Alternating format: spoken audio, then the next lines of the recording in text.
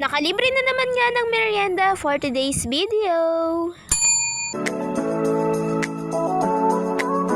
So for today's vlog nga mga mare, eto nga at naghihiwa nga pala ako ng mga kakailanganin ni ate sa kanyang pagluluto. Birthday kasi ng pamangkin ko nung nakaraan mga mare at ngayon nga lang makakapag-celebrate ng kaunti. Wala daw kasing budget nung nakaraan mga mare kaya nga ngayon nga lang may celebrate yung birthday ng kanyang Junakis. Ako na nga lang din pala yung nag-volunteer sa paghihiwa na itong mga kakailanganin niya sa pagluluto ng kanyang spaghetti. Para naman din may ambag ako sa bansang Pilipinas. Charis! Syempre mga mare, kailangan natin maging si Jollibee ang bidabidang person para naman makarami tayo ng maisandok mamaya pag naluto na yung spaghetti. So by the way mga mare, pagkatapos ko nga pala magayat yung mga kakailanganin ni ate sa pagluluto, eto nga't lumabas ako at naluto niya na nga pala itong pasta. At yung okay na nga mga mare, hinangon na nga din namin at nilipat na nga rin pala dito sa may plangganang maliit dahil nga magluluto naman daw siya ng sauce. 2 kilong ispagetihin lang din naman ito mga mare dahil kami nga lang din naman na mapapamilya. Sa same nga lang din pala na kasirola mga mare ay dito na nga rin pala nagisa si ate ng bawang pati na nga rin ng sibuyas. At yung magisa-gisa niya na nga yung bawang at sibuyas ay eto naman nga sinunod niya yung kaunting giniling para nga magisa-gisa din. At syempre mga mare, hindi rin talaga mawawala itong hotdog with cheese sa spaghetti at sana all nga ay may cheese ang hotdog.